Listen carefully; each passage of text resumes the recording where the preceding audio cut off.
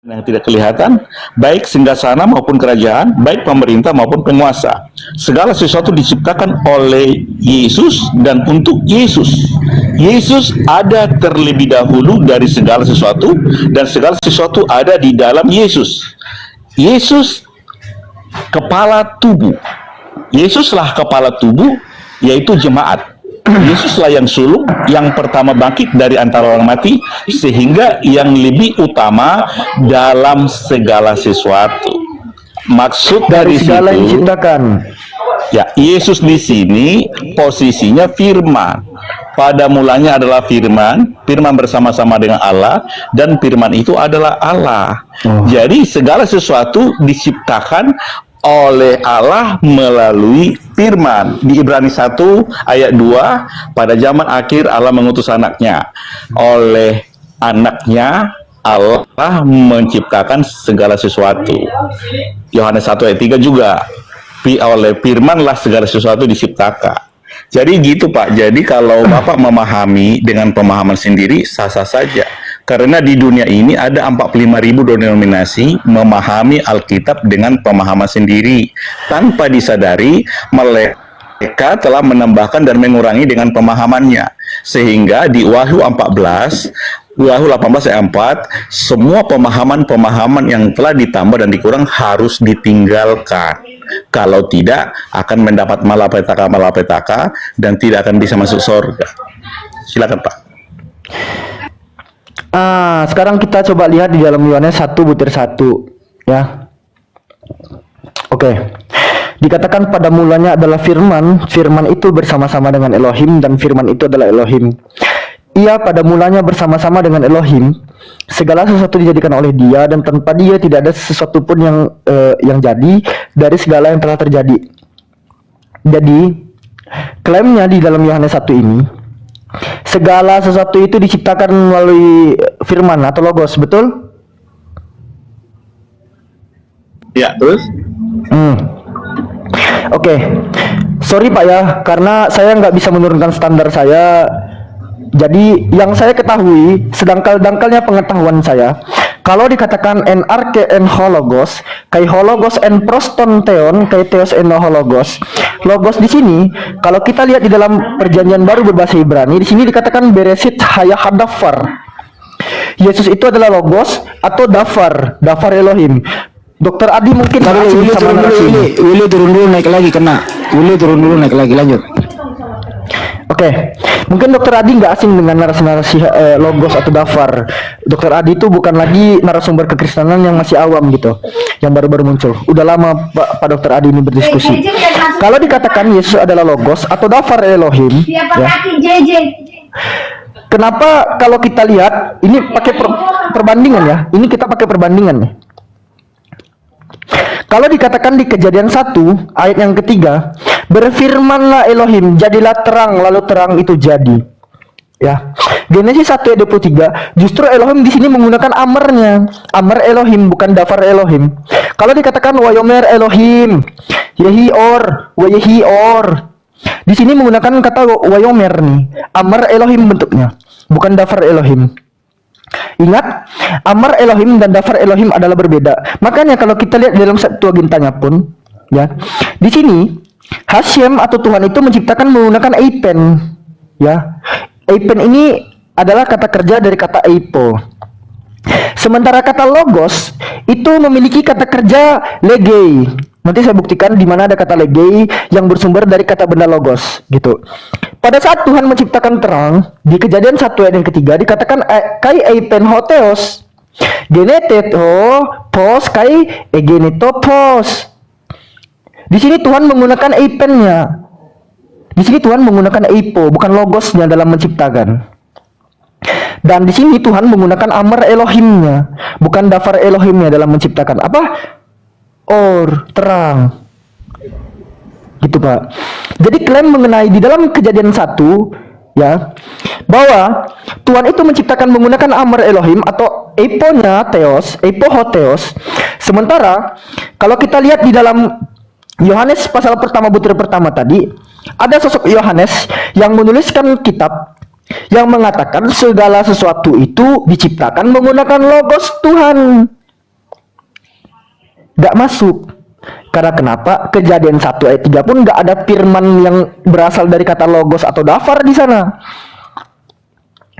Gitu, Pak. Jadi kalau di sini hanya berkelit masalah ya lebih percaya sama terjemahan ilahi, oh silakan. Itu keimanan teman-teman kekristenan yang ada di Indonesia. Saya hanya mencoba membuka cakrawala berpikir teman-teman, bagaimana caranya bisa mengkritisi kitab menggunakan tekstual analisis yang benar dan baik. Bukan yang baik dan benar, tapi yang benar dan baik. Ya, silakan. Terima kasih. Jadi LAI sudah jelas terang benderang memahami dan menerangkan pada mulanya adalah firman. Firman itu bersama-sama dengan Allah dan firman itu adalah Allah. Firman di situ huruf besar F-nya. Firman F huruf besar berbeda dengan firman F huruf kecil. Yohanes 1 ayat 1 firman huruf besar adalah Allah. Di Yesaya 55 ayat 11 perkataan firman Allah F huruf kecil ada perkataan. Segala firman yang engkau sampaikan kepadaku telah kusampaikan kepada mereka. Yohanes 17 ayat 8 itu F huruf kecil. Jadi bedakan firman F huruf besar dengan F huruf kecil. Di sorga ada Bapa, ada firman, ada Roh Kudus. F-nya huruf besar. Jadi pada mulanya adalah firman, ini firman yang di sorga. Firman yang di sorga itu Allah. Jadi Bapa itu Allah, firman itu Allah, Roh Kudus itu Allah. Ketiganya Allah. Di sorga ada Bapa, firman, Roh Kudus. Firman itu huruf besar. Bapa, firman, Roh Kudus, ketiganya satu.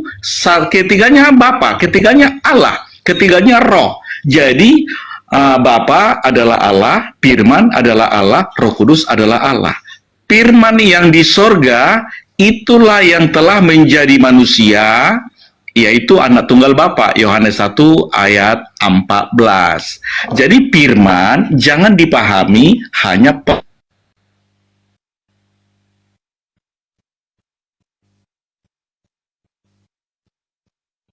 ini terjemahan LAI. Jadi kalau kita membaca terjemahan LAI, kita pahami dengan terjemahan Septuaginta. Septuaginta kan terjemahan juga, Pak. Siapa kamu di sekolah? KJP juga terjemahan juga. Jadi jangan terjemahan parameternya terjemahan. Seperti Dr. Purnomo katanya 7.000 sekian, apa tidak tepat. Makanya saya bertanya di roomnya belum dijawab. Jangan memahami terjemahan LAI dengan pemahaman dia. Kalau mau memahami terjemahan LAI, silakan langsung ke original teksnya atau naskah-naskah kunonya atau salinan. Kalau terjemah original teksnya kan sudah hangus, sekarang salinan. Salinan-salinan bahasa Ibrani Perjanjian Lama dan bahasa Yunani masih ada. Jadi kalau mau mengkoreksi terjemahan LAI, silakan langsung memakai parameter naskah-naskah kuno. Jangan diadu dengan terjemahan KJP, jangan diadu dengan terjemahan Septuaginta, jangan diadu dengan terjemahan dia sendiri. Termasuk kita sekarang, kita juga memahami terjemahan itu. Firman F huruf besar itu Allah. Sementara yang lain menerjemahkan firman itu kan perkataan. Makanya pada mulanya adalah firman, firman itu bersama-sama dengan Allah, dan firman itu adalah Allah. Ia pada mulanya bersama-sama dengan Allah, ia itu firman. Segala sesuatu dijadikan oleh dia, dia itu firman. Di ayat 14, firman itu telah menjadi manusia dan diam di antara kita, dan kita telah melihat kemuliaannya, yaitu kemuliaan yang diberikan kepadanya sebagai anak tunggal Bapa, penuh kasih, karunia, dan kebenaran. Jadi kalau kita memahami dengan pemahaman sendiri, itu sah-sah saja. Jika mau memahaminya, silakan lakukan. Sama seperti sekarang di internet banyak obat-obatan. Kalau mau sakit demam, apa obatnya? Langsung. Tetapi kami dokter, kalau demam itu atau sakit kepala itu, kita tanya, apakah darah tensinya tinggi, apa tensinya rendah, apakah dia sakit mah, juga sakit kepala. Jadi apakah dia banyak utang, juga sakit kepala. Jadi seobat sakit kepala bukan langsung search paracetamol contohnya, itu meredakan. Artinya kita harus memahami, mengerti. Setelah mengerti, silakan dilakukan, bukan diperdebatkan. Silakan Pak. Iya, tampaknya Alfi memang butuh paracetamol ya untuk menelaah kalimat Pak Dokter Adi ini. Ini ya, ada Alfi siapkan nih, ada 8 butir lagi. Kalau teman-teman mau nggak apa-apa teman-teman. Kenapa aku membawakan Septuaginta? Ini aku langsung ambil dari sabda.org ya. Ini autornya jelas. Di sini ada Pak Herlianto. Ya, kita membahas soal Septuaginta dulu. Biar saya nggak di framing, kita cari pada halaman ini kata kuncinya. Di sini ada buku yang namanya itu penulisnya itu Teni gitu. Nih, buku Teni pada halaman ke-32, apa dikatakan di artikel sabda ini? Septuaginta adalah Alkitab yang digunakan oleh Yesus dan para rasul. Sebagian besar kutipan perjanjian lama dalam perjanjian baru dikutip langsung dari Septuaginta, sekalipun itu berbeda dengan naskah Masoret. Jadi saya punya dasar, Pak. Ini bukan mengenai adu terjemahan dan terjemahan, karena kenapa? Di zaman Yesus pun Yesus menggunakan Septuaginta. Gitu. Lalu kenapa saya hadirkan naskah Mesorah dalam teks original Hibraninya, hibridnya, untuk mengkomparasikan gitu bahwa Yesus itu adalah dafar, dan pada saat Tuhan menciptakan terang, Tuhan itu tidak menggunakan dafarnya tapi Amar Elohimnya. Yesus adalah logos. Pada saat Tuhan menciptakan terang, Tuhan tidak menggunakan logosnya tapi eiponya. Gitu loh. Saya punya dasar ya, bukannya saya nggak berkelit. Lalu kita coba lihat di dalam, tadi ada menyinggung soal Yohanes 17:8. Oh, diterjemahkan LAI di situ firmannya huruf kecil gitu ya. Sebab segala firman yang engkau sampaikan kepadaku telah kusampaikan kepada mereka dan mereka telah menerimanya. Mereka tahu benar-benar bahwa aku datang daripadamu dan mereka percaya bahwa engkaulah yang telah mengutus aku. Lalu firman di sini huruf kecil. Kenapa? Karena di situ bukan logos tapi apa? Hotita remata. Datangnya dari kata remata. Wajar. Nah, masalahnya gini, Yesus itu logos. Semua Kristen itu sepakat Yesus adalah sang logos. Di dalam Yohanes 7:14, apa dikatakan Yesus di sini? Aku telah memberikan firman-Mu kepada mereka. Loh, firman yang diberikan ini apa dikatakan? Ego dedoka autois ton logon. Ton adalah definite artikel bentuk non akusatif. Logon ini pun non akusatif. Gimana kita bisa pelajari? Langsung kita cek ke dalam gramarnya. Yohanes 17:14, ton logon ini pun berasal dari kata hologos, yang adalah bentuk non akusatif maskulin singularnya, dan definite artikelnya itu mengikuti ya logon yang berbentuk akusatif. Gitu, Pak. Jadi kalau dikatakan Yesus adalah logos yang menjadi daging, sekarang jangan dicomot, tiba-tiba langsung loncat ke ayat 14-nya. Coba lihat dulu, sebelum di ayat 14-nya. Ya, sebelum firman telah menjadi daging ini, baca dulu di ayat 13-nya. Orang-orang yang diperanakkan bukan dari darah atau dari daging, bukan pula secara jasmani oleh keinginan seorang laki-laki, melainkan dari Elohim. Siapa orang-orang di sini, Pak? Yang dilahirkan bukan atas persetubuhan. Siapa orang-orang di sini? Silakan. Baik, orang-orang yang diperanakan bukan dari daging atau dari daging itu dan bukan secara jasmania adalah orang-orang yang menerima Yesus, yang dilahirkan dari benih ilahi, yaitu firman Allah. Orang kita jasmani, firman atau benih yang panah itu sperma. Benih ilahi yaitu firman Allah. Perumpamaan itu kan perumpamaan tentang benih. Di Lukas 8 ayat 11, benih itu firman Allah. 1 Petrus 2:23 juga, yang dilahirkan dari benih yang tidak panah, yaitu firman Allah. Makanya Nikodemus, pemimpin agama Yahudi, pengajar Israel, tidak mengerti dilahirkan kembali. Jadi yang dilahirkan kembali adalah yang menerima Yesus sebagai Tuhan dan Juru Selamat pribadi yang hidup. Baru tentang Yohanes 17 tadi, segala firman yang diterima Yesus, disampaikan Yesus kepada murid-muridnya, dan murid-muridnya menerima. Ibrani 1 ayat 1, pada zaman dahulu Allah mengutus para nabi kepada bangsa Israel. Itu ditolak di Yeremia 7 ayat 25-26, semua nabi-nabi yang diutus Allah ditolak. Pada zaman akhir Allah mengutus anaknya, diterima. Galatia 4 ayat 4, setelah genap waktunya Allah mengutus anaknya lahir dari seorang perempuan. Jadi posisi Yesus di Ibrani 1 ayat 2 adalah utusan. Jadi setelah nabi-nabi ditolak, maka Allah mengutus anaknya, diterima. Bangsa Israel yang menolak Yesus sebagai Mesias atau Tuhan dan Juru Selamat adalah Judaism. Sampai sekarang mereka masih menanti-nantikan Mesias. Sementara bangsa Israel yang menerima Yesus sebagai Mesias atau Juru Selamat atau Tuhan adalah murid-murid yang 11. Di Matius 28 ayat 16 sampai 20, murid 11 itu diperintahkan Yesus, pergilah jadikan semua bangsa muridku dan baptislah mereka dalam nama Bapa dan Anak dan Roh Kudus, dan ajarlah mereka melakukan segala sesuatu yang kukatakan kepadamu, maka aku akan menyertaimu sampai akhir zaman. Maka orang-orang Yahudi yang percaya kepada 11 itu ada 120 orang di Kisah Rasul 1 ayat 19, ada 3.000 orang di Kisah Rasul 2 41, ada 5.000 orang di Kisah Rasul 4 ayat 4. Mereka itu melarikan diri dari Yerusalem ke Yudea dan Samaria, Kisah Rasul 8 ayat 1. Ada yang menyebar ke Siprus, Fenisia, dan kota Antioquia, dan di kota Antioquia lah jemaat atau orang-orang Yahudi yang percaya kepada pemberitaan yang 11 orang itu disebut Kristen, bukan beragama Kristen. Jadi Yesus adalah utusan, satu-satunya utusan yang turun dari sorga dan naik ke sorga. Yohanes 3 ayat 13, Yesus adalah satu-satunya utusan yang memberikan hidup kekal dan membagikan orang mati pada akhir zaman. Yohanes 6 ayat 38 sampai 40. Makanya Yohanes 17 ayat 3, hidup kekal adalah mengenal Bapa, satu-satunya Allah benar, dan mengenal Yesus yang diutus Bapa.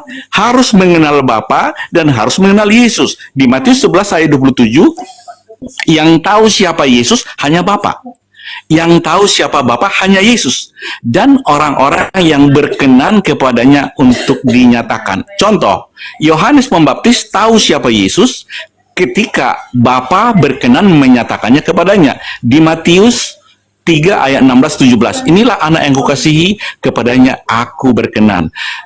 Petrus tahu siapa Yesus karena Bapa berkenan menyatakan kepadanya. Matius 16 ayat 15-17. Dan Yesus juga mengakui bahwa dia Mesias. Yesus mengakui dirinya Tuhan di Lukas 6 ayat 46. Mengapa engkau berseru kepadaku Tuhan, Tuhan, padahal kamu tidak mau melakukan apa yang kukatakan? Yohanes 13 ayat 13, akulah Tuhan dan akulah guru. Malaikat tentara surga berkata kepada malaikat Gabriel mengatakan pada gembala di padang, Yesus Kristus adalah juru selamat Tuhan. Lukas 2 ayat 8 sampai 11. Dan Yesaya 43 ayat 11 bahwa Tuhan itu adalah juru selamat. Jadi Tuhan yang ada di Perjanjian Baru sama dengan Tuhan yang ada di Perjanjian Lama. Silakan Pak. Oh, udah. Alhamdulillah. Bismillahirrahmanirrahim. Jadi Yohanes 1:13 tadi dikatakan itu adalah orang-orang yang berasal dari benih ilahi ya teman-teman ya. Aduh, batuk kemenangan. Gini Pak, sekarang kita coba lihat apa pernyataan Paulus di dalam surat dia kepada jemaat Roma. Pada Roma pasal 1 ayat yang ketiga. Teman-teman, saya halalkan bagian ini untuk direcord teman-teman, serius. Karena kenapa? Pernyataan Paulus di dalam Roma 1 ayat yang ketiga, ya, saya kasih tunjuk dulu terjemahan LAI-nya, tentang anaknya yang menurut daging diperanakkan dari keturunan Daud, keturunan katanya. Apa dikatakan di sini? Peritohio autu to genomeno ekspermatos, spermatos. Siapa? David kata Sarka, David menurut daging. Ya, tentang anaknya yang menurut daging itu berasal dari sperma Daud. Menurut Paulus. Apa buktinya? Ini kan Elaia. Batuk kemenangan. Ini kan Elaia. Coba kita lihat dulu di dalam ILT 3. Tentang putranya yang menurut benih ya, yang menurut daging berasal dari benih Daud. Yesus berasal dari benih Daud, bukan dari benih ilahi. Oh, ILT itu bidat. Oke, kita main ke King James Version. Concerning his son Yeshua the Messiah or Savior, which was made of the seed of David according to the flesh. Seed loh, benih, sperma. Betul, karena kenapa? Yesus itu berasal dari sperma Daud menurut Paulus, di mana Roma 1 butir ketiga. Di mana itu eksplisitnya? Kita bisa lihat kok di interlinearnya gitu. Kalau dikatakan di Roma 1 butir 3, spermatos itu memang akar katanya sperma. Sperma siapa? Daud. Gak ada benih-benih ilahi apa? Aduh, batuk. Baik, saya jawab. Aduh. Baik. Tunggu. Jadi Ya, silakan. Roma 1 ayat 3 tentang anaknya. Jadi tentang anak Tuhan yang menurut daging anak dari keturunan Daud. Selaras dengan Galatia 4 ayat 4, tetapi setelah genap waktunya maka Allah mengutus anaknya yang lahir dari seorang perempuan.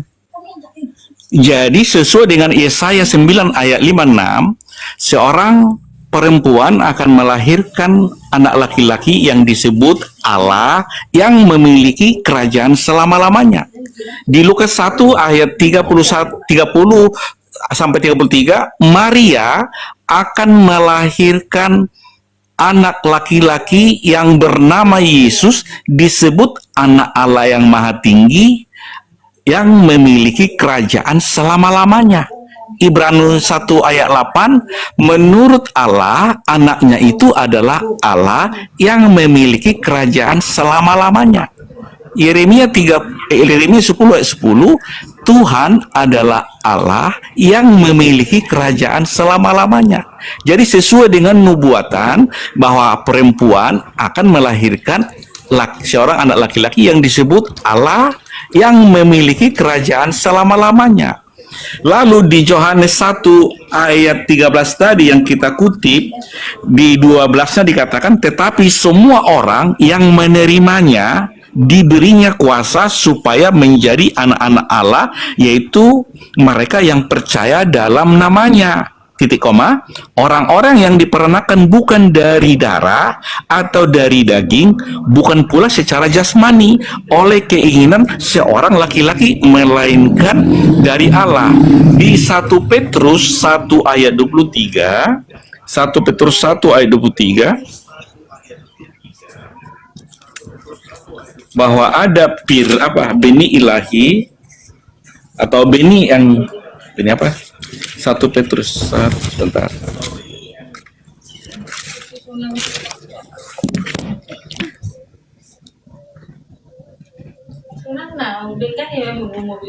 Oke, sambil nunggu Dokter Adi, tap layar teman-teman, dikencangin lagi tap layar teman-teman, kejar dulu 100.000 like roomnya. Dan 1 izin dikit lagi, ayat 23. dikit lagi Dokter.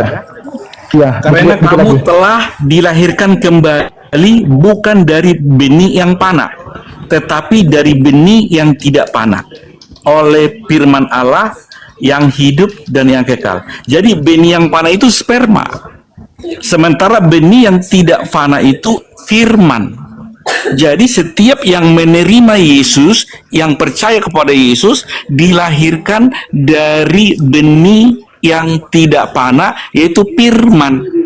Makanya bagaimana saya dilahirkan kembali?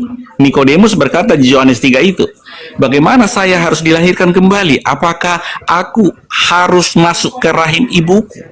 Jadi lahir kembali inilah yang dipahami, ditafsirkan oleh kurang lebih 45.000 denominasi seluruh dunia, berbeda-beda. Dia berharap kalau dibaptis itu dilahirkan dari air dan roh. Bukan baptisan, nggak ada hubungan dengan baptisan. Jadi yang lahir dari benih ilahi atau benih yang tidak panah atau dari firman, itulah anak-anak Allah. Karena Allah itu adalah roh atau firman. Firman itu Allah. Jadi kalau lahir dari firman, itulah disebut lahir kembali. Silakan Pak. Ya, mumpung di sini udah ada Saudara Alfi keluar ya. Assalamualaikum semua. Waalaikumsalam warahmatullahi wabarakatuh. Lanjut. Iya, silakan. Bang Suma udah simak dari bawah kah? Tinggal Udah, Bang Dak udah. gitu. Udah, Silakan udah. Bang Dak. Iya. Kak Dinda lanjut aja dulu kalau mau lanjut silakan. Oh iya, Alfi izin untuk bantah satu dari lagi Iya, ya. silakan. Oke, izin besarkan lagi layarnya, abangku. Oke, tadi kalau dikatakan sperma itu adalah benih yang fana, saya kan udah memberikan dalil. Menurut Paulus, di dalam Roma 1 ayat yang ketiga, Yesus itu berasal dari sperma Daud. Ya, perito huio aututo genomeno ex spermatos David kata sarka. Sperma di sini angka katanya. Lalu Alfi ada mencatat tadi mengutip Isayahu pasal 9 ayat yang kelima.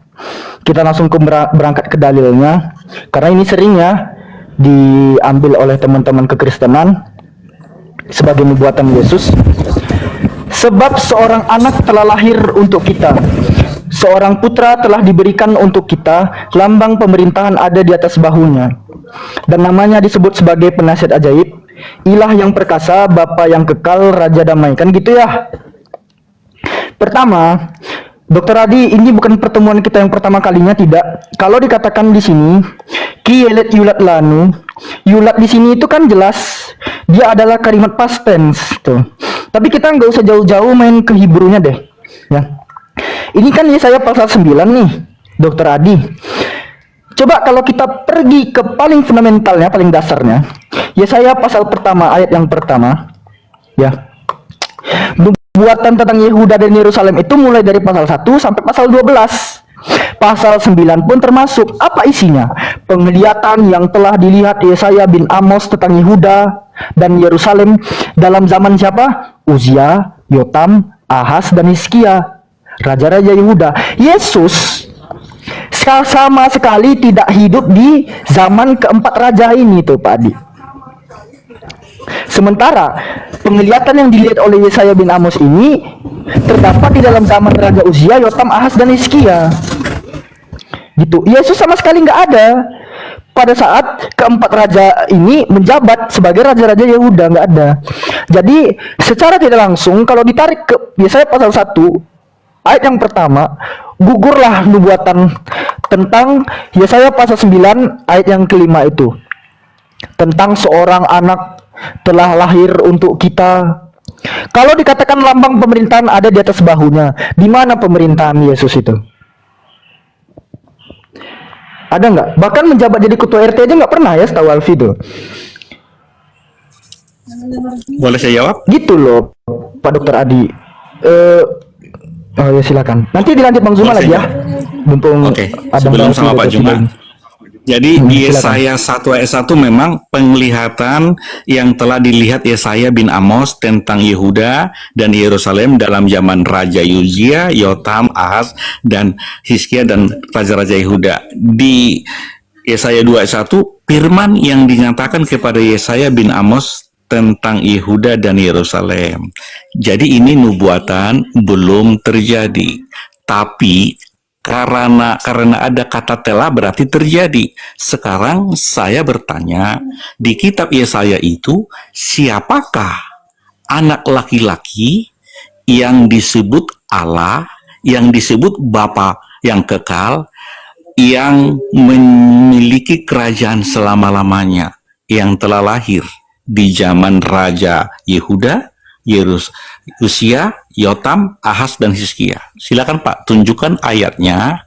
Kalau memang itu pemahaman telah lahir, kalau pemahaman itu kita pahami kata telah, silakan Pak, di ayat berapa raja itu yang disebut Allah, yang memiliki kerajaan selama-lamanya? Silakan Pak. Oke, kita mau. Aduh, Alfi nggak enak nih mau Bang Zuma. Tapi aku simpel aja ya, sedikit aja ya. Menurut literasi Keyahudian itu jatuh kepada Raja Hizkia. Baik, di ayat sabar. berapa Raja Hizkia itu disebut Allah? Santai. Ini bukan pertemuan kita yang pertama kali membahas Yesaya 53 ini. Saya bertanya, 9 kan ini. kata telah, silakan. Kata telah itu siapakah yang dimaksud telah lahir itu? Silakan. Hizkiahu. Oke, ayat berapa dikatakan Hizkia itu Allah? Nih ya, saya tunjukkan. raja gitu ada. Aman. Apakah Oke, Hizkia itu Alfi, Allah, Alfi. Bapa kekal, memiliki Alfi kerajaan tunjukkan. selama-lamanya? Silakan Pak. Saya tunjukkan. Enggak, Pak Dokter Abdi ini memang gini teman-teman. Dari zaman dulu beliau itu memang sangat bersikeras. Ya saya ini nubuatan untuk Yesus.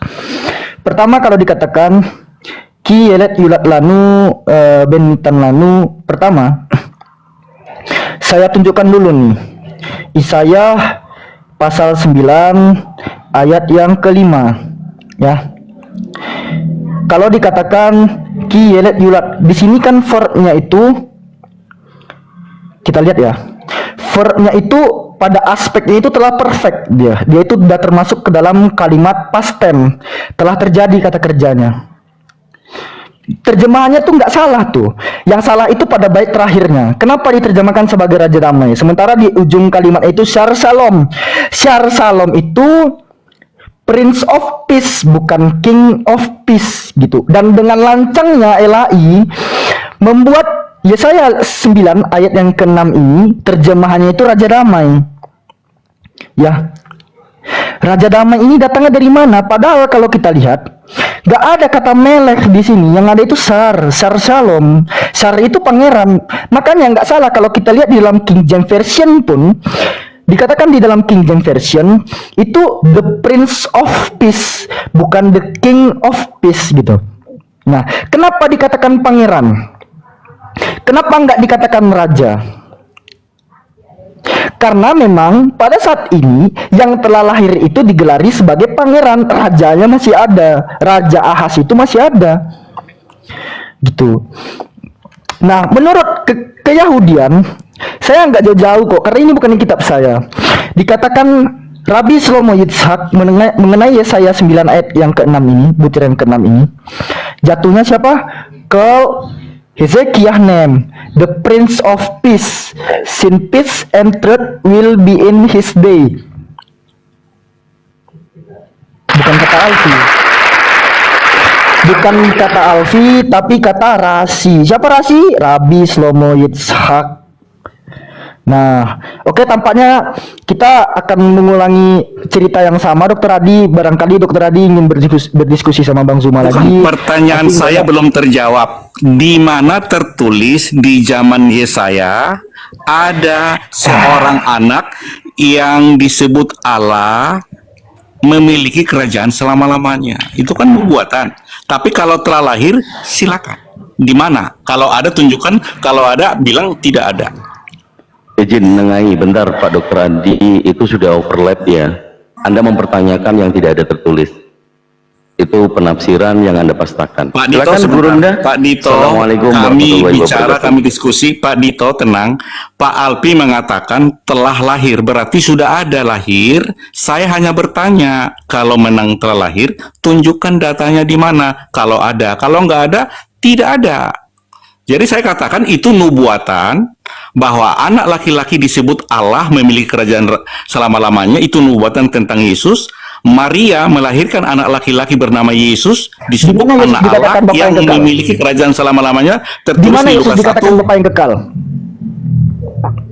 Sebentar Pak. Di mana Yesus Lukas dikatakan 1, Bapa yang kekal? Enggak, di mana Yesus dikatakan Bapa yang kekal? Yesus adalah Bapa yang kekal. Oh, jadi Itu Yesus adalah nubuatan. Bapa itu sendiri? Iya, Yesus adalah Bapa itu sendiri? benar. Wih, Wanes, mantap, terima kasih. Ada datanya. Aku dan Bapa satu. Yesus adalah tubuh jasmani Bapa. Jadi melihat Yesus telah melihat Bapa. Jadi Yesus itu adalah Bapa sendiri. Di Yohanes 8 ayat 24, akulah dia. Akulah dia. Coba kasih Banyuma netralkan. Ya, itu Bang Oke, Zuma. itu Yesus aja itu ya. adalah sang Aku Bapa sedang katanya. bertamu. Mohon izin, saya lagi bertamu.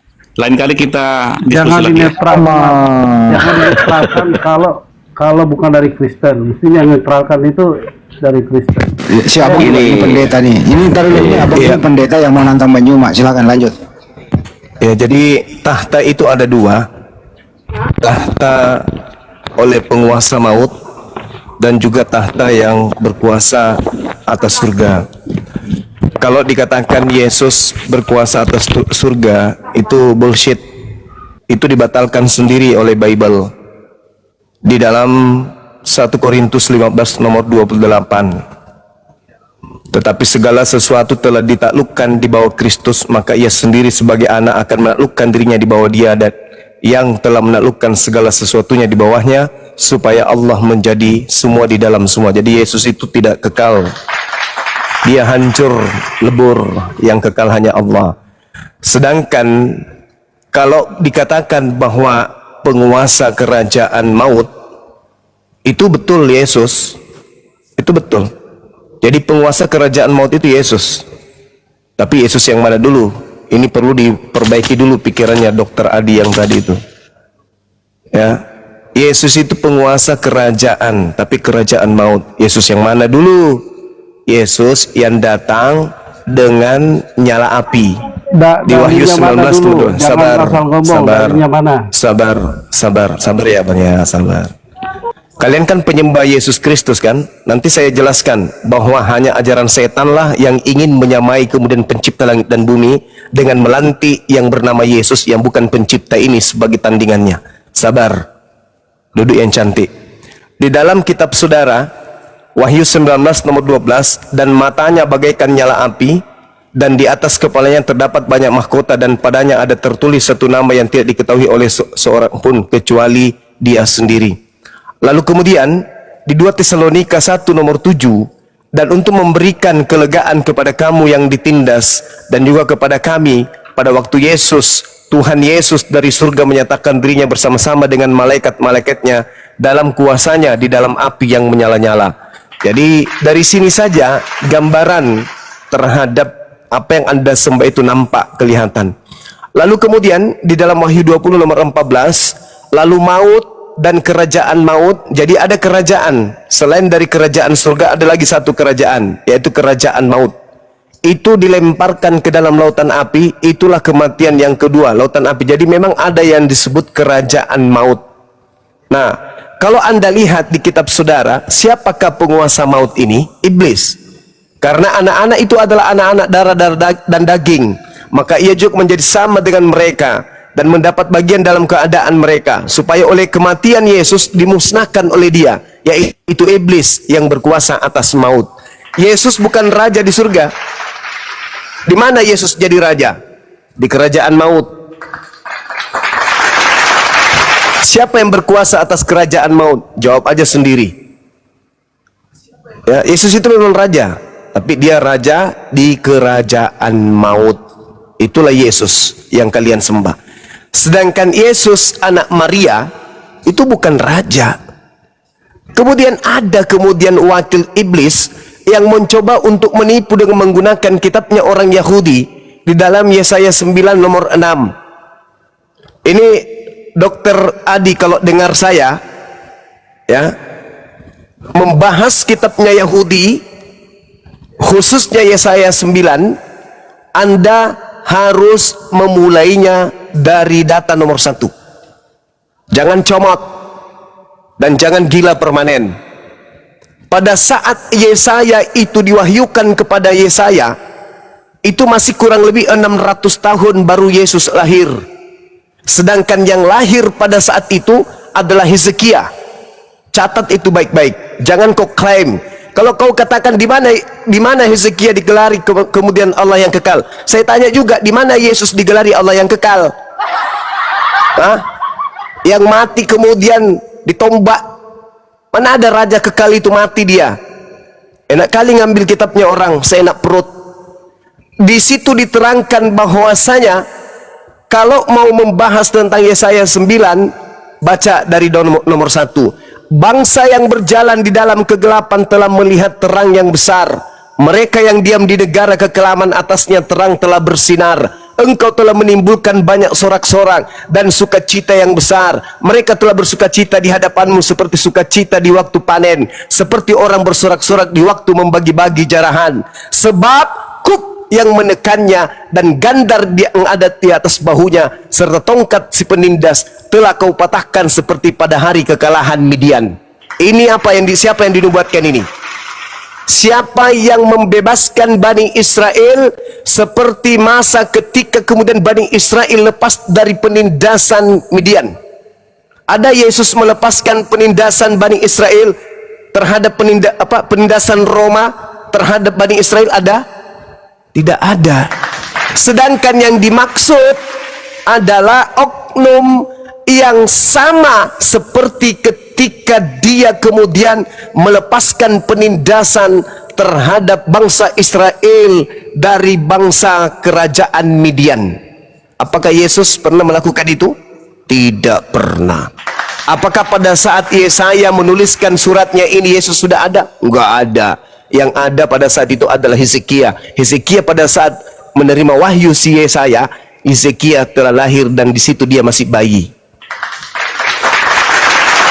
Dokter Adi, hati-hati Anda ya, jangan menyesatkan orang semakin jauh. Jadi bagaimana Gideon? Gideon kemudian mengalahkan bangsa Midian. Wajib hukumnya yang telah lahir ini berlaku sama seperti Gideon yang membebaskan Bani Israel dari penjajahan bangsa Midian. Kalau tidak sama dengan Gideon, maka dia tidak layak disebut sebagai raja yang kekal. Siapa yang sama seperti Gideon? Dialah yang duduk di Yesaya 9 nomor 6. Baca Hakim-Hakim 6 nomor 1. Israel telah membuat kekejian di mata Tuhan sehingga mereka bangsa Israel diserahkan kepada bangsa Midian selama 7 tahun. Dan di sini Yesaya kemudian jelas menukilkan, menggambarkan, memberikan informasi kekuatan dan bantuan dari pencipta langit dan bumi kepada bangsa Israel melawan bangsa Midian melalui kemudian Gideon. Paham? Jangan Anda pandai-pandaian mengambil kitabnya Yahudi tapi Anda kemudian menggunakannya seenak perut Anda hanya karena ingin menyembah kepada roh yang datang kepada Paulus yang bergelar Yesus Kristus itu. Hati-hati kalian. Jadi yang duduk kemudian di dalam Yesaya 9:6 Anda bisa baca 2 Raja-Raja pasal 18 dan juga pasal 19, 2 Raja-Raja 18 dan juga 18 nomor 13. Dalam tahun keempat, dalam tahun ke-14 dalam tahun ke-14 Raja Hezekia, dia kemudian berperang melawan siapa? Sanherib. Dia mengalahkan kemudian siapa Sanherib ini? Dia adalah Raja Asyur. Bagaimana kemudian Raja Asyur ini menyerang negeri Yehuda lalu merebutnya? Siapa kembali merebut kerajaan tersebut? Hezekia. Sama seperti Gideon ketika kemudian mengalahkan bangsa Asyur, bangsa Midian. Nah, Yesus mengalahkan bangsa apa? Bangsa apa yang dikalahkan oleh Yesus? Kuclu. Jadi cuci mulut. Kalau tidak ada air, ambil kuah coto. Kubur-kubur pakai kuah coto. Jangan asal ngomong. Tak ngerti kitabnya orang Yahudi, asal jepla aja, asal ngomong saja. Hanya karena gelar dokter sembarangan Anda mengambil kitabnya Yahudi. Belajar kalian, utamanya ini Dokter Adi ini, si Gimpeulu. Lihat Bang Suma langsung pamit. Dasar bocor halus. Silakan Anda tanggapi ya kalau masih mau. Ingat, ada 2 kerajaan maut dan kerajaan surga. Kerajaan surga, Yesus bukan raja di sana. Bukan. Baca kitab yang saya jelaskan kepada Anda tadi, 1 Korintus 15 nomor 8. Yesus takluk. Yesus di sana takluk. Ya. Dan kemudian yang hanya ada satu yang tersisa yaitu Allah. Tak ada lagi Yesus. Paham situ? Kemudian yang menjadi kerajaan maut itu iblis. Dia tetap jadi raja di sana. Mau sampai kapanpun kerajaannya kekal. Nah, apakah Yesus kerajaan maut? Enggak. Kalau Yesus adalah raja di kerajaan maut, berarti Yesus di neraka. Belajar lagi. Jadi yang duduk sebagai raja di kerajaan maut itu adalah makhluk yang datang kepada Paulus yang mengaku kemudian sebagai Yesus Kristus. Anda belajar lagi dengan baik. Coba Anda baca di dalam Wahyu 1 nomor 18. Dan yang hidup aku telah mati, namun lihatlah, aku hidup sampai selama-lamanya, dan aku memegang segala kunci maut dan kerajaan maut. Siapa yang memegang kerajaan maut ini? Siapa yang berada di kerajaan maut? Kerajaan maut itu di neraka. Siapa yang ada di sana sebagai raja? Mau menyembah rajanya maut? Mau? Kuclu, sembuh-sembuhlah kau itu, sembuhlah kau itu ya. Minum kombantrin 1 papan kalau kau nggak bisa sembuh. Yang menjadi kerajaan maut itu, yang memegang kerajaan maut itu adalah setan, iblis. Wahyu 1:18, dan yang hidup, aku telah mati, namun lihatlah aku hidup kembali sampai selama-lamanya, dan aku memegang segala kunci maut dan kerajaan maut. Kata Yesus, yang berkuasa atas maut itu adalah setan. Sekali lagi, coba kau ambil Bodrex, ya, campur baygon, kau minum itu, Dokter Adi, supaya kau sehat. Silakan teman-teman yang mau belajar. Boleh saya jawab, Bang Suma? Iya, silakan. Oke. Karena Bang Suma tadi ngomong tentang kerajaan maut, saya akan bacakan siapa yang ada di kerajaan maut. Iya. Ya. Saya akan lengkapi ya. Wahyu pasal 19 ayat 7 sampai dengan ayat yang ke-10. Iblis dihukum. Ya, kata Bang Suma kan yang dihukum itu iblis. Dengar ya, iblisnya siapa? Dan setelah masa 1000 tahun itu berakhir, iblis akan dilepaskan dan dari penjara, dan dia akan pergi menyesatkan bangsa-bangsa kepada keempat penjuru bumi, yaitu Gog dan Magog, dan mengumpulkan mereka untuk berperang, dan jumlah mereka sama dengan banyaknya pasir di laut. Maka naiklah mereka ke seluruh dataran bumi, lalu mengepung perkemahan tentara orang-orang kudus dan kota yang dikasih itu. Tetapi dari langit turunlah api. Nah, ini penghukuman buat setan dan para nabi palsu dan para setan, iblis, gitu ya.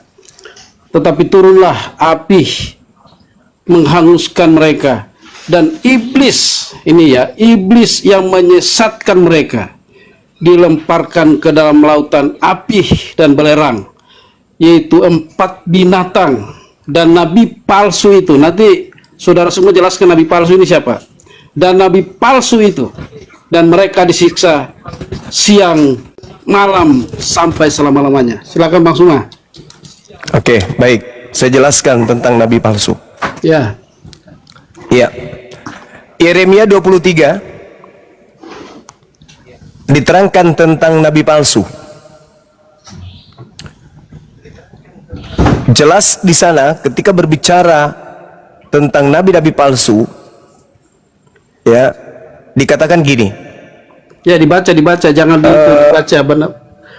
Bacanya biasanya. Ayatnya mana? Iya, oke. Saya baca karena ini satu perikop. Oke ya. Diterangkan gini. Mengenai nabi-nabi, hatiku hancur dalam dadaku, segala tulangku goyah. Keadaanku seperti orang mabut, seperti laki-laki yang terlalu banyak minum anggur, oleh karena Tuhan dan oleh karena firman-Nya yang kudus. Negeri telah penuh dengan orang-orang bersinah. Sungguh, oleh karena kutu ini, gersanglah negeri dan layulah padang rumput di gurun. Apa yang dikejar mereka adalah kejahatan, dan kekuatan mereka adalah ketidakadilan. Sungguh, baik nabi maupun imam berlaku fasik. Di rumahku pun juga aku mendapati kejahatan mereka. Demikianlah firman Tuhan. Sebab itu, jalan mereka akan seperti jalan yang licin bagi mereka. Di dalam gelap mereka akan terserandung dan akan jatuh di sana. Sebab aku akan mendatangkan malapetaka atas mereka dalam waktu mereka dihukum. Demikianlah firman Tuhan. Di kalangan para nabi Samaria, aku melihat ada yang kurang pantas. Mereka bernubuat demi Baal dan menyesatkan umatku Israel. Tetapi di kalangan para nabi Yerusalem, aku melihat ada yang mengerikan. Mereka bersinah dan berkelakuan tidak jujur. Mereka menguatkan hati orang-orang yang berbuat jahat, sehingga tidak ada seorang pun yang bertobat dari kejahatannya. Semuanya mereka telah menjadi seperti Sodom bagiku, dan penduduknya kemudian seperti Gomora. Sebab itu Beginilah firman Tuhan semesta alam mengenai para nabi-nabi Yerusalem. Sesungguhnya aku akan memberi mereka makan ipu dan minum racun, sebab dari para nabi Yerusalem telah meluas kefasikannya ke seluruh negeri. Beginilah firman Tuhan semesta alam. Janganlah dengarkan perkataan para nabi yang bernubuat kepada kamu. Mereka hanya memberikan harapan sia-sia kepadamu dan hanya mengungkapkan penglihatan rekan hatinya sendiri, bukan apa yang datang dari mulut Tuhan. Mereka selalu berkata kepada orang-orang yang menista firman Tuhan, kamu akan selamat. Dan kepada setiap orang yang mengikuti kedegilan hatinya, mereka berkata, malapetaka tidak akan menimpa kamu. Sebab siapakah yang hadir dalam dewan musyawarah Tuhan, sehingga yang memperhatikan dan mendengarkan firman-Nya? Siapakah yang memperhatikan firman-Nya dan mendengarnya? Lihatlah, angin badai Tuhan, yakni kehangatan murka, telah keluar menyambar angin puting beliung dan turun menimpa kepada orang-orang fasik. Murka Tuhan tidak akan surut sampai ia telah melaksanakan dan mewujudkan apa yang dirancangnya dalam hatinya. Pada hari-hari terakhir kamu akan benar-benar mengerti hal itu. Aku tidak mengutus para nabi itu, namun mereka giat. Aku tidak berfirman kepada mereka, namun mereka bernubuat. Sekiranya mereka hadir dalam dewan musyawarahku, niscaya mereka akan menggambarkan firmanku kepada umatku, membawa kembali dan dari tingkah lakunya yang jahat, dari perbuatan-perbuatannya yang jahat. Masakan aku ini hanyalah Allah yang dari dekat. Demikianlah firman Tuhan, dan aku bukan Allah yang jauh, yang datang dari jauh. Sekiranya ada seorang yang menyembunyikan diri dalam tempat persembunyian, masakan aku tidak melihat dia? Demikianlah firman Tuhan. Tidakkah aku memenuhi langit dan bumi? Demikianlah firman Tuhan. Aku telah mendengar apa yang dikatakan oleh para nabi yang bernubuat palsu demi namaku, dengan mengatakan aku telah bermimpi, aku telah bermimpi. Sampai bila mana hal itu ada dalam hati para nabi yang bernubuat palsu dan bernubuat tipu rekaan hatinya sendiri, yang merancang membuat umatku melupakan namaku dengan mimpi-mimpinya, yang mereka ceritakan seorang kepada seorang, sama seperti nenek moyang mereka melupakan namaku oleh karena Baal. Nabi yang memperoleh mimpi, biarlah menceritakan mimpinya itu, dan nabi yang memperoleh firmanku, biarlah menceritakan firmanku itu dengan benar. Apakah sangkut paut jerami dengan gandum? Demikianlah firman Tuhan. Jadi ini bercerita tentang nabi-nabi palsu dari Yerusalem ya, silakan Anda tunjukkan di dalam kitabnya Yahudi. Sabar, adanya nabi palsu yang berasal dari Arab. Tolong tunjukkan dalilnya. Kalau ini adalah nabi-nabi palsu itu berasal dari Yerusalem. Paulus, Lukas, Markus, Yohanes, dan semua yang Anda ikuti. Silakan. Oke. Tadi Anda ambil dari Yesaya itu tidak ada hubungannya dengan yang di kitab Wahyu, karena Yesaya itu tidak menubuatkan apa yang di kitab Wahyu. Yang kedua, saya akan jawab. Itu adalah nabi-nabi, dan itu menunjukkan jamak para nabi. Kalau ini yang disebutkan di ayat adalah seorang nabi palsu, ya. Oke. Jadi ia akan dihukum dan disiksa siang dan malam. Nabi palsu terserah Anda terjemahkan siapa.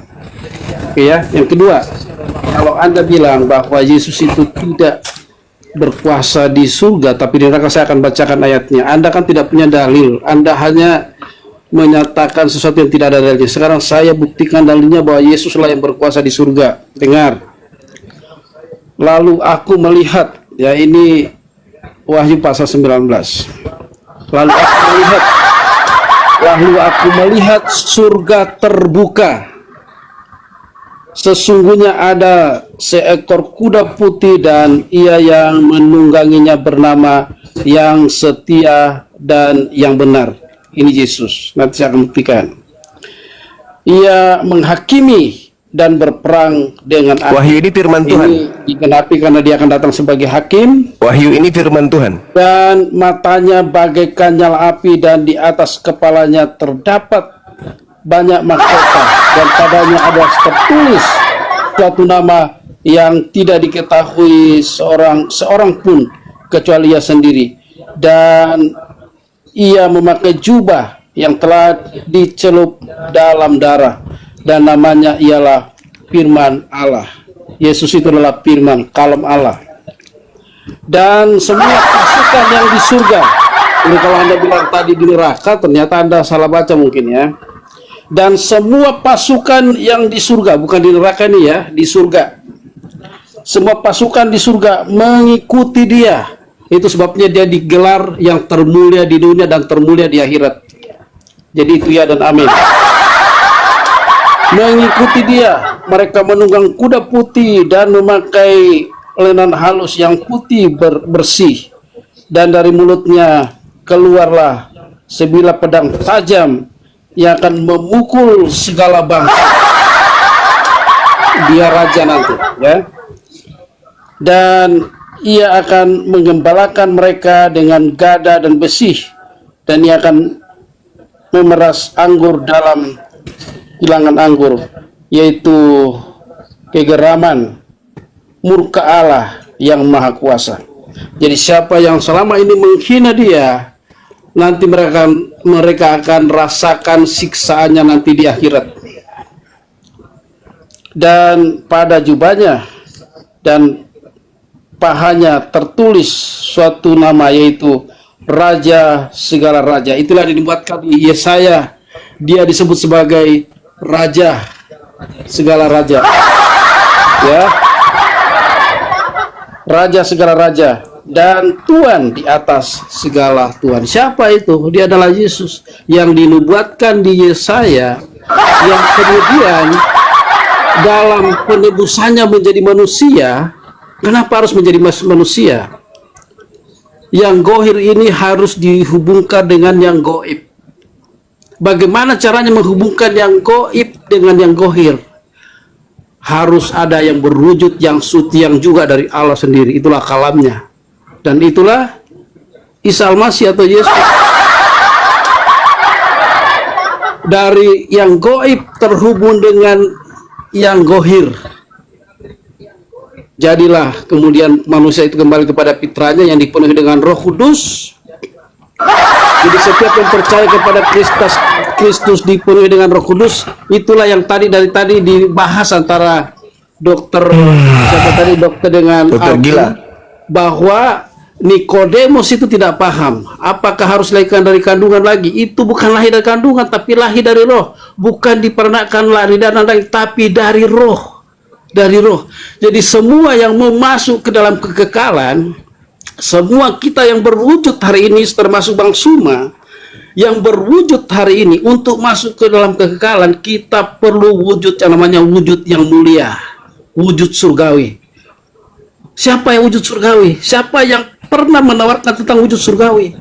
Dia adalah Isa Al-Masih, dia adalah firman yang kekal menjadi manusia. ada nggak yang berkelas sedikit? Bukan pendongeng kayak gini, ada nggak? Ya, ya sama juga. Anda tadi mendongeng kan, hanya mencomot-comot. Saya ditanya, siapakah nabi palsu itu? Saya jawab nabi palsu itu dari Yerusalem. Saya sampaikan. Saya minta data nabi palsu dari Arab, mana datanya?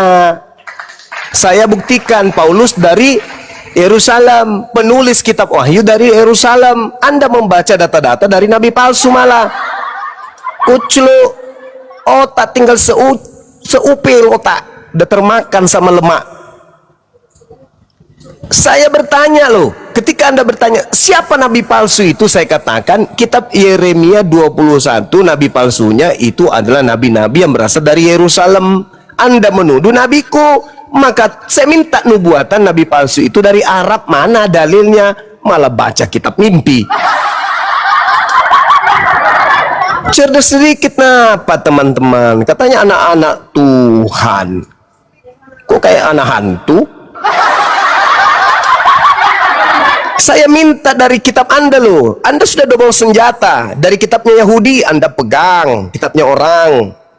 Saya minta nubuat dari kitabnya Yahudi untuk nyerang nabiku. Ada enggak? Tak ada.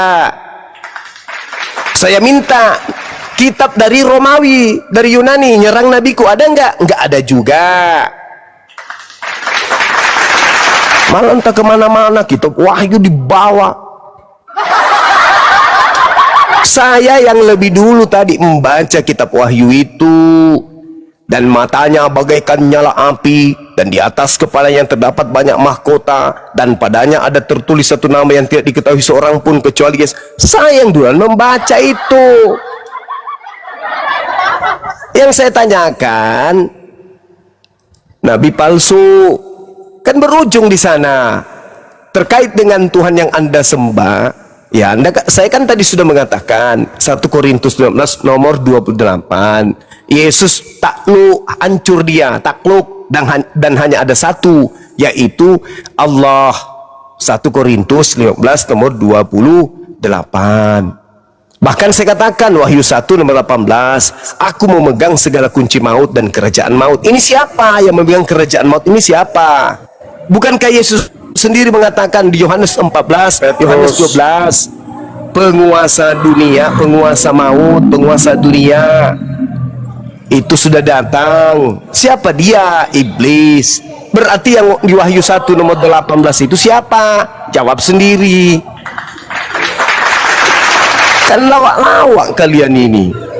Bahas nabi palsu. Minta data, saya kasih data Yeremia 23. Ternyata nabi palsu itu berasal dari Yerusalem. Siapa yang berasal dari Yerusalem? Ya Paulus, penulis kitab Wahyu. Halo Bang semua. Ini aja. Ya, silakan kawan. Makasih Bang semua. Mana dalilnya di Bible? Nabi palsu berasal dari tanah Arab. Mana dalilnya? Bantu temanmu Iya yang tadi.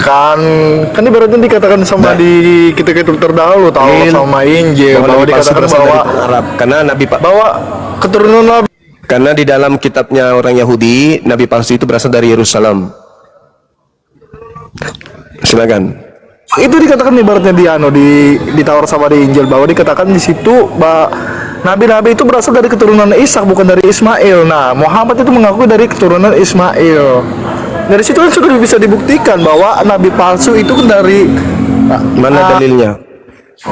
Mana dalilnya? Kalau kita berbicara mengenai nabi palsu, iya, kita nabi berbicara palsu. mengenai nabi palsu. Nabi palsunya berasal dari mana? Berasal dari mana nabi palsu itu? Di luar dari Bani Israel. Berasal dari mana? Di luar dari Bani ada Israel. cerita, Di mana luar dalilnya? dari Coba tunjuk. keturunan Mana dalilnya? Mana dalil? Gini bang. Saya minta dalil. Bang Zu, gini bang Zu Dalil. percaya nggak ya? Dalil. Bang Zu, Dalil. Dalilnya, mana dalil bahwa nabi palsu itu di luar Bani Israel? Mana dalilnya? Iya, Muhammad kan keturunan Iya, apa? Ismail bang.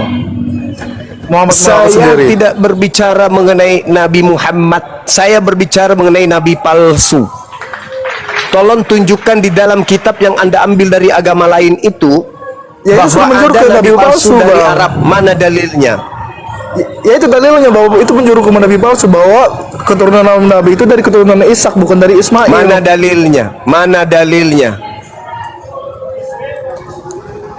Ya, Mana dalilnya? bang? Astaga, bukan masalah dalil ini lagi bang, tapi kan sudah jelas. Keturunan Ismail itu raja-raja, bukan pada keturunan nabi-nabi. Kalau Ishak keturunan itu Saya nabi-nabi. minta dalil, tolong dihargai. Saya minta dalil. Bang, Saya kalau minta misalnya dalil. abang membuka dalil, gue nggak bisa buka di bang sekarang bang. Soalnya gue lagi di nongkrong bang. Terus Anda ngomong berdasarkan Ini ada apa? Berdasarkan Ini pantat. ada teman-teman gue Islam nih bilang bang. Apa katanya temanmu yang Islam itu? Katanya Nabi Muhammad itu keturunan Ismail bang. Berarti dia Muhammad itu keturunan mana? Nabi Ibrahim berarti. Iya, Sekarang keturunan Ibrahim, Paulus ini tapi kan keturunan dari ibaratnya mana? yang Ya, diberkati. Paulus keturunan dari mana? Paulus keturunan dari mana? Bani Israel bang, orang Yahudi. Mana dalilnya? Tunjukkan. Siapa nama bapaknya? Dan suku Benyamin. Nama bapaknya siapa? Nggak tertulis di Alkitab bahwa bapaknya siapa, mamanya siapa. Nggak ada tertulis. Mending kau nabikan luga tambunan. Masih mending. Tentara Berarti- bapaknya siapa, emaknya siapa, Enggak. daripada ku menabikan seorang Paulus yang tidak tahu siapa bapaknya. Berdampakkah kalau misalnya Paulus itu nggak ada silsilah atau ada silsilahnya? Oh, berdampak. Gitu, Bang. Sama seperti setan. Anda tahu nggak silsilah setan? Kalau misalnya berdampak, kalau Saya misalnya tanya dulu sama berdampak, kamu. kenapa di surat Setan Yasin itu ketahuan nggak silsilahnya? Siapa bapaknya? Siapa emaknya? Ketahuan silsilahnya, Ya, sama aja ketahuan seperti Paulus itu. silsilahnya ketahuan? Iblis itu Siapa? kan dari malaikat. Iblis kan Iya, siapa ibaratnya nama adalah bapaknya? Setan yang datang kemudian mencobai Paulus. yang memproklamirkan kerasulan Paulus di dalam Kisah Para Rasul, siapa nama bapaknya? Di mana bang? Di mana bang iblis mendatangi Paulus bang? Nggak ada bang. Kisah Para Pewarta 16 nomor 16 sampai nomor 18. Makanya kau jadi Kristen Iya, itu di situ dikatakan dalami. iblis nggak? Di situ dikatakan iblis nggak? Bukan iblis kan? Ya Bang? jelaslah iblis. Ya dari mana anda mengatakan ibaratnya yang ketemu sama Paulus itu adalah iblis? Lah, Dari mana bang baca supaya bang mengambil dari kesimpulan Kisah itu? Para Wartawan 16 nomor 16 sampai 18, iblis yang memproklamirkan kerasulan Paulus. Alamak. Iya, dari mana anda mengatakan bahwa itu adalah iblis? Ya kan bang? Dari Itu, dalilnya. Bang. Lu mau bertanya Karena nih. tertulis begitu. Dalilnya nggak ada ibaratnya mengatakan bahwa dia iblis, nggak ada tertulis juga Baca nama-nama makanya. iblis. Astagfirullahaladzim. Roh jahat itu apa? Kalau roh jahat apa? Bukan iblis. Ya roh jahat iblis, tapi nggak ada tertulis roh jahat di situ bang.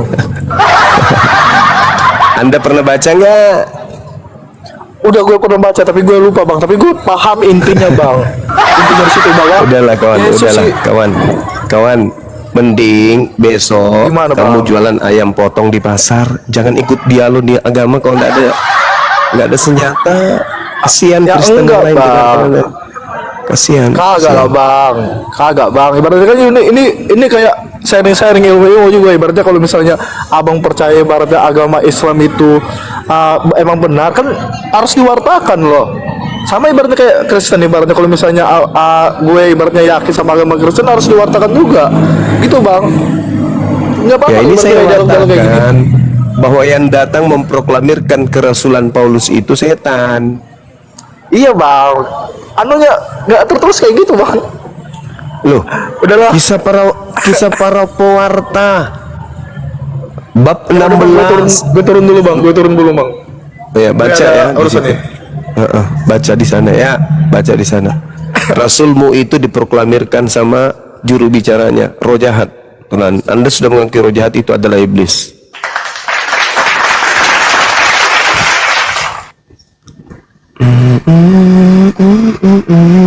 Pasien selanjutnya.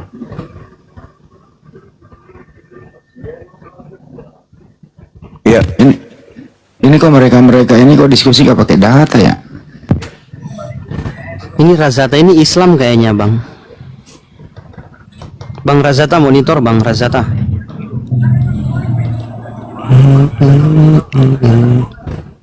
Bang Razata. Itu Pak Pendeta Abong itu Gurunda yang nantang Gurunda itu yang ke DM ke saya itu malah kabur dia sekarang. ilmunya Soal segitu, nantang saya. Ilmunya kayak gitu. Iya, yang kemarin nantang itu pendeta itu. Lihat PT-nya, sosokan bahas Al-Quran sama Bible. Sekarang giliran bertemu sama Gurunda langsung, dasar udah dikasih. Odai monitor Odai. Ya, assalamualaikum. Ya, monitor. Assalamualaikum. Iya bang. Halo. Islam bang ya. Waalaikumsalam. Islam. Ya, saya Islam. Saya cuma mau menyampaikan sebentar aja itu turunkan. Tadi tuh yang dialog sama Bang Juma tuh kayaknya tadi dia enggak bawa data. Makanya agak kurang kayaknya tuh orang satu tuh. Iya, Itu aja yang cuma saya satu. sampaikan. Dan ya, dan untuk Bang Handi Celebes terima kasih. Sehat selalu dan Bang Juma sehat selalu. Oke, silakan turunkan saya enggak apa-apa. Siap. Oke, pasien selanjutnya kita naikkan apa keluhan ya? Oke, silakan. Iya, pacar. Nama juga. Pacar monitor. Kan bang, saya muslim bang. Oh ya, abang minta naik. Oke, baik, siap. Izin saya turunkan bang ya. Oke, iya terima kasih. Iya, assalamualaikum. Gue heran ya, Dokter Adi dan lain-lain memaksakan banget itu ya, kitab orang diambil terus kemudian dipaksakan menjadi nubuatan untuk Tuhannya.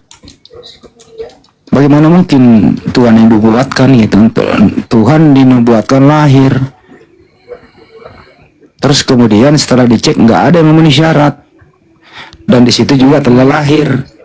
Diminta mana datanya, kalau itu yang lahir Raja Hezkia, ya itu penafsirannya orang yang punya kitab. Masa Kristen bantah yang punya kitab? Gimana sih Dokter Adi? Lanjut. Iya. Assalamualaikum. Bukti bahwa ini ya teman-teman sekalian, bukti bahwa bukan Yesus yang dinubuatkan di mana? Di Yesaya 9. Yesaya. Ya, itu bisa dibaca di dalam Yeremia 36 nomor 30. Sebab beginilah firman Tuhan tentang Yoyakim, Raja Yehuda, dia tidak akan mempunyai keturunan yang akan duduk di atas tahta Daud. Saya mau tanya nih kepada teman-teman muslim, saya mau tanya, apakah Yesus ini keturunan Yoyakim? Sahih, betul, tayyib. Dia keturunan Yehonya, Yoyakim. Nah, berarti apakah dia bisa jadi raja? Tidak. Tidak. Di mana dia dituliskan kalau dia adalah keturunan Yoyakim? Ada yang ingat? Di Lukas pasal 3 berapa itu? Matius 1:27. nomor 11 juga. Matius 1 ya. Matius 1 nomor 11 ya. Oh ya, Yosia memperanakkan Yehonya. Itu dia. Yosia memperanakkan Yoyakim, Yoyakim memperanakkan Yekonya. Nah, ini adalah silsilah kakek buyut Yesus. Tapi di situ nama Yoyakim dihilangkan, tidak dituliskan. Kenapa? Karena di dalam Yeremia 36 nomor 30 dituliskan, sebab itu beginilah firman Tuhan tentang Yoyakim, Raja Yehuda. Yoyakim tidak akan mempunyai keturunan yang akan duduk di atas tahta Daud. Jadi Yesus ini kerajaannya di mana Yesus? Mereka kerajaannya nanti di surga.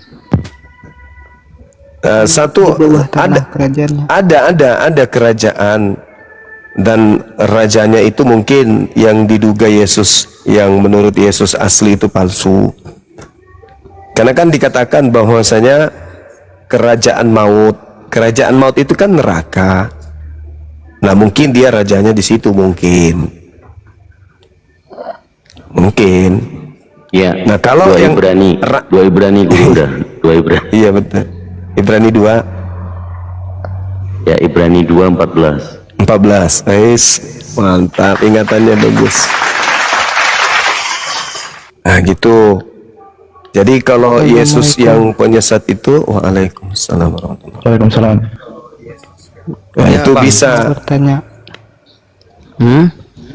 Abang Islam atau Kristen, Abang? Islam atau Kristen? Islam. Ya, apa yang mau ditanyakan? Silakan. Tentang Yudas Iskariot. Iya, maksudnya kenapa, Bang? Kenapa Yudasnya? Kenapa? Itu kan ajaran Islam disamakan Yesus itu dengan Yudas Iskariot. Apa betul? Enggak. Enggak ada tertulis. Udah ya, aman. Enggak ada ya. Iya, betul. Iya. Siapa yang disamarkan pada Yesus di salib itu? Kristus.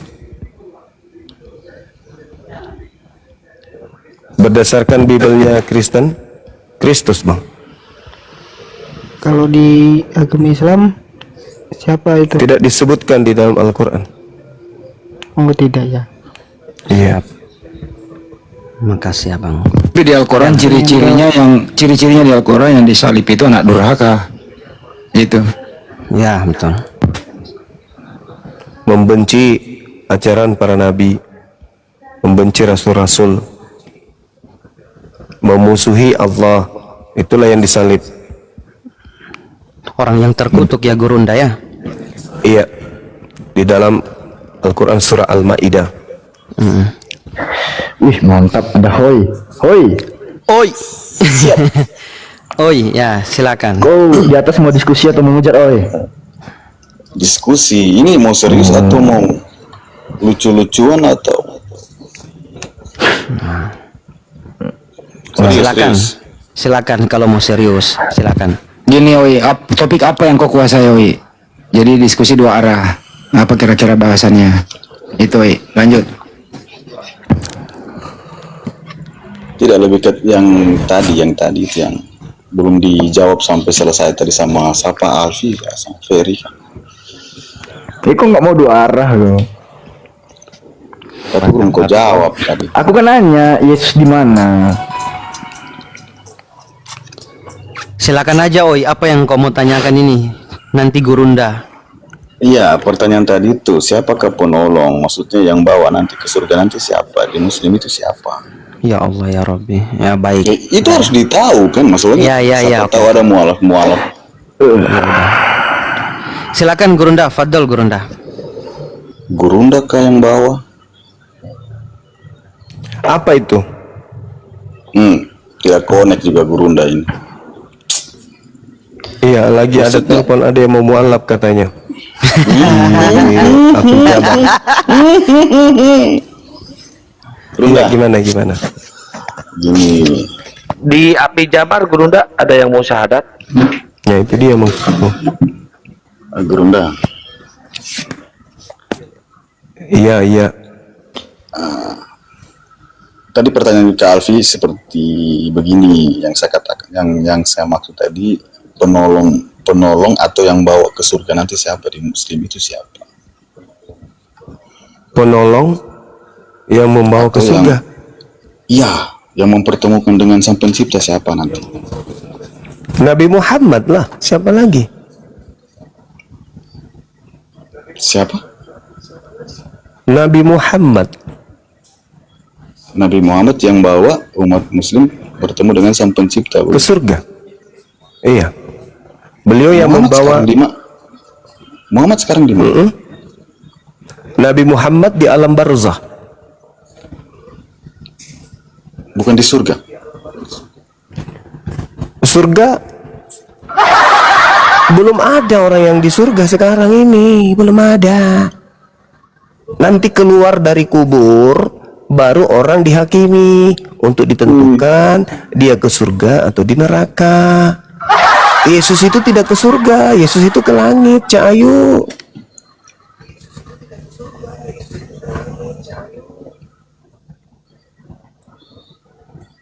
Ini saya tidak mempermasalahkan surga itu di langit atau di mana, yang jelas belum ada yang ke surga kan? Masalahnya Yesus nggak ada dalilnya ke surga. Di mana dalilnya Yesus ke surga coba? Ada nggak? Nggak ada. Orang belum ada ke surga. Ada. Mana dalilnya? Mana dalilnya Yesus ke surga? Nggak ada. Dia ke langit. Iya, naik ke surga. Kan duduk di sebelah kanan Allah Bapa. Naik ke surga itu di situ original teksnya. Orang jangan gila napa? Iya kan kita belum tahu surga di mana, Zuma. Lah, surga dengan langit itu berbeda. Tante, kau menjelaskan ini, kau pernah ke surga tidak? Lah kamu sendiri pernah ke surga nggak? Itu makanya ditanya. Iya, engkau tanya saya. Kamu mengatakan Yesus ke surga, Yesus sujud, Yesus sholat, Yesus puasa, Yesus sunat, Yesus menyembah pencipta langit dan bumi, dia ke surga. Berarti sudah ada wakil kami di sana. Penyembah Yesus ada nggak ke surga? Pemakan babi ada nggak ke surga? Orang yang joget-joget hari Minggu ada nggak ke surga? Belum ada kan? Tapi orang yang sujud menyembah kepada Allah, meletakkan wajahnya ke tanah, kemudian bersunat, berpuasa, itu sudah ada wakilnya di surga. Kalau surga, yaitu Yesus. Dan wakilmu ada nggak di surga? Ayo, wakilmu ada nggak di surga? Yesus sujud, kami sujud. Yesus puasa, kami puasa. Yesus sunat, kami sunat. Yesus tidak makan babi, kami tidak makan babi. Wakilnya sudah ada di surga. Yesus orang soleh, kami orang soleh. Yesus juru selamat, kami adalah pengikut umat Islam. Kau pernah lihat Yesus sujud? Matius 26 nomor 39. Yesus bersujud di dalam ibadah. Malu-maluin saja kau ini. Wakil kami itulah Yesus yang sudah ada di surga. Kalau kamu mau mengikuti itu. Nah sekarang wakil orang joget-joget hari Minggu itu mana? Di surga mana? Mana? Mana? Coba, siapa yang habis joget langsung ke surga? Siapa? Ada? Memangnya di Al-Quran ada kata Yesus?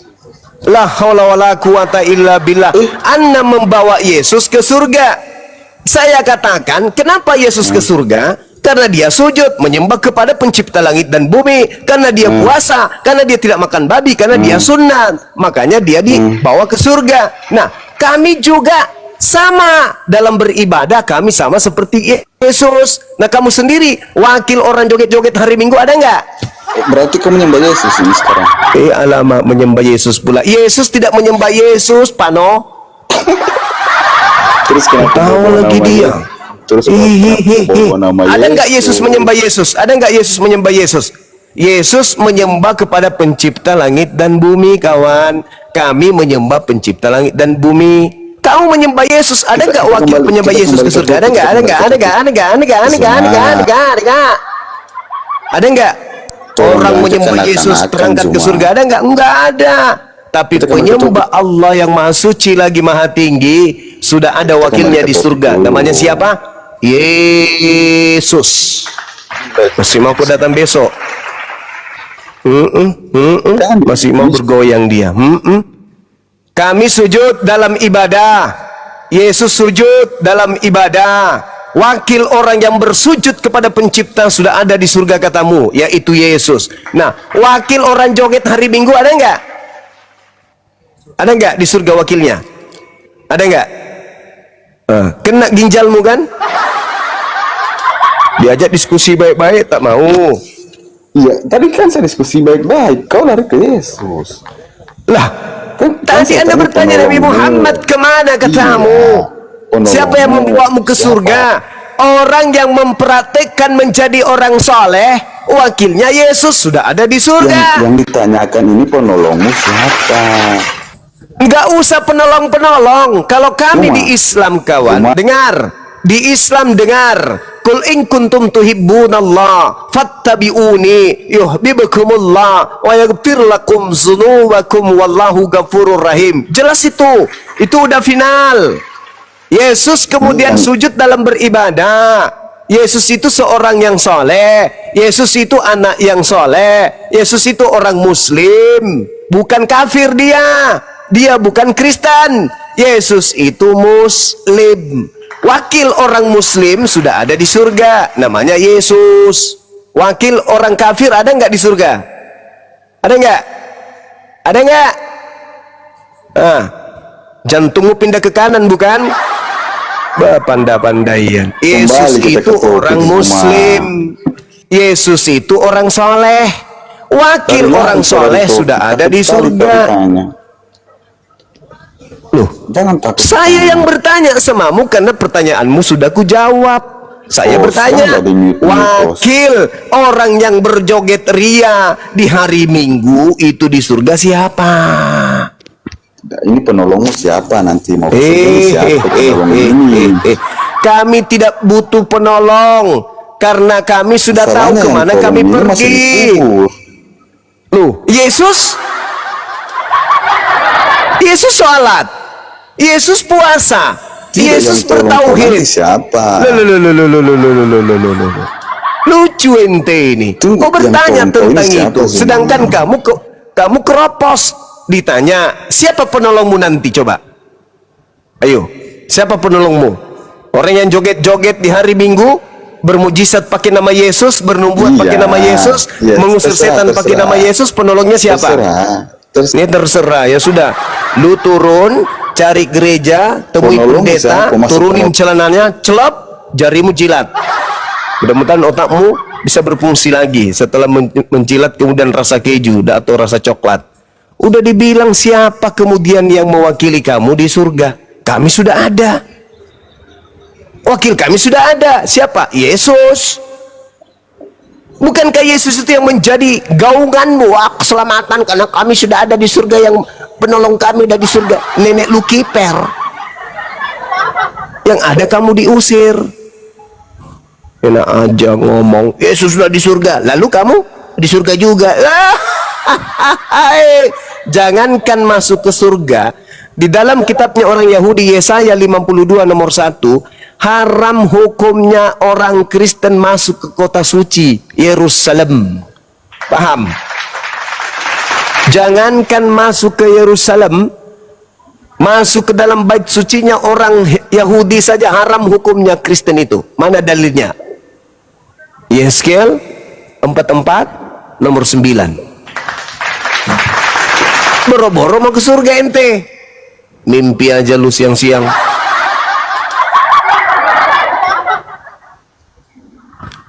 Pakai ilmu diskusi itu, pakai ilmu. Ada senjata, ditanya mana wakilmu. Yesus sujud, Yesus sunat, Yesus puasa, Yesus bertauhid, Yesus bersaksi dirinya utusan. Kami bersaksi Yesus utusan. Wakil kami sudah ada dong di surga. Apa yang Yesus lakukan, kami lakukan. Dia seorang muslim, dia seorang yang soleh. Kami juga sama. Wakil kami sudah ada di surga. Nah, wakil orang Kristen, orang kafir ini mana? Yang makan babi, makan asu, makan biawak, makan tikus, padale. Mana wakilnya ke surga? Ada nggak? Ada. Siapa namanya? Bom-bom. Nggak ada paman. Nggak ada paman. Nggak ada. Banyak cerita. Halo, Icang. Icang 125. Icang 125 panggilan kedua. Icang 125 panggilan ketiga. Oke, Alfi izin turunkan. Di sini ada Ki Gede. Halo Ki Gede Batu Tumpuk panggilan kedua. Ki Gede panggilan ketiga. Oke, nggak ada juga. Kita nggak mau lama-lama di sini ya. Halo Bang Hendri.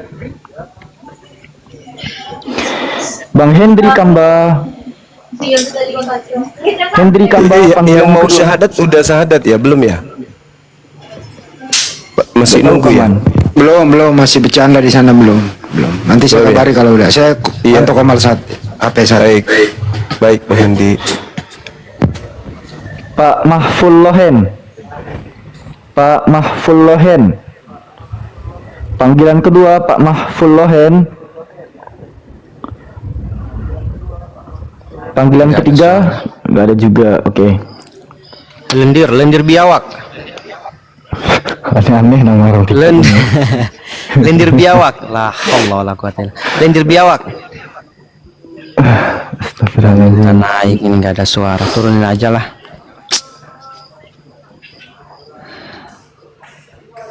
Ini ada yang minta naik nih. Sini nih. Pasien berikutnya silakan. Halo. Kau ini apa? Oi, kau ini apa? Assalamualaikum. Waalaikumsalam. Selamat apa malam. Bang, kau? Malam. Mau nyapa Bang Juma aja Bang. Oh iya langsung Bang. Iya Bang. Ya. Assalamualaikum Bang Juma, sehat selalu Bang. Waalaikumsalam warahmatullahi wabarakatuh. Iya Bang. Iya Bang, amin.